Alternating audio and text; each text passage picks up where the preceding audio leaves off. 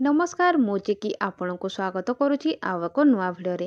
आज आम यही भिडियो देखा साधारणतंत्र दिवस विषय गोटे सुंदर भाषण टीए। तेबे चलतु डेरी नक भिडियोटी स्टार्ट करवा। बरण्य सभापति महोदय, पूज्य गुरुजन वृंद, विज्ञ विचारक मंडली एवं एठारे उपस्थित थिबा मोर प्रिय छोट बड़ भाई भौणी एवं मोर सहपाठी गण, आजिर एही पवित्र साधारणतंत्र दिवस रे मते किछि कहिवार सुजोग मिलिथिबारु मु निजको धन्य मने करूछि।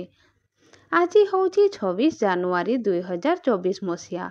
आज होछि 26 जानुआरी 2024 मसिया।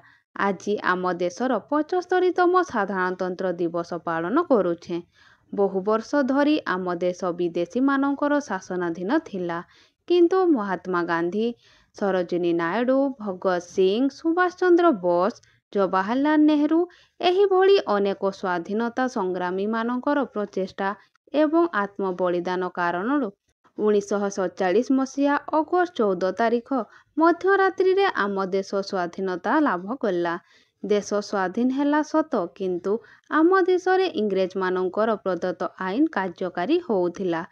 भारतर स्वतंत्र आईन सेते दिन जाए मध्य प्रणीत होई नथिला।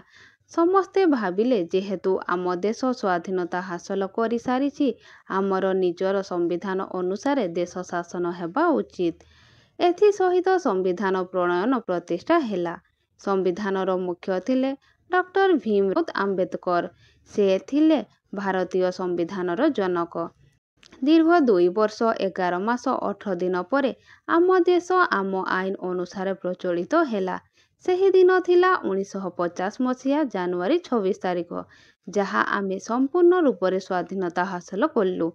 एही दिन ठारू प्रत्येक वर्ष जानुआरी 26 तारिख को साधारणतंत्र दिवस बा गणतंत्र दिवस रूप से पालन करा जाए।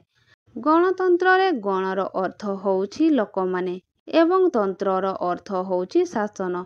एहार संपूर्ण अर्थ होउछि लोकमानंकर शासन। भारत वर्ष रे जाति, धर्म, वर्ण निर्विशेष रे समस्त भारतीय एही पर्व को आनंद रे पालन करती।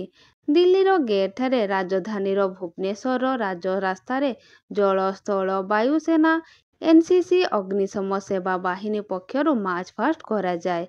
तिरंगा झंडा उत्तोलन हेबा परे मुख्य अतिथि देशवासी को वार्ता प्रदान करती। विभिन्न राज्यर लोकनृत्य दल दिल्ली ठारे रंगारंग कार्यक्रम रे अंशग्रहण करिथांती। सारा देशर दक्ष पुलिस वीर सैनिक मानकु एही पवित्र दिवस रे पुरस्कृत करा जाए।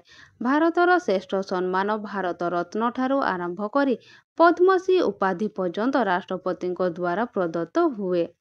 एथिपाई आमे समस्ते देश हित पाई निजर सर्वस्व त्याग करी मातृभूमि पाई प्राण बलि भी जदि देबाकू पड़े, सेथिपाई प्रस्तुत रहिबाकू पड़िबो। देशर मातृभूमि सेवा पाई सदा तत्पर रहिबाकू पड़िबो। शेषरे देशर वीर जवान मानंकु मोर श्रद्धा जणाई मु मोर वक्तव्य समाप्त करुछि। जय हिंद। भिडियोटी केमिति लागिछि तळे कमेंट माध्यम रे निश्चित भाव में जणाइबे। भिडियोटी भल लागिथिले लाइक, शेयर, कमेंट करिया पई भूलिबे नाही।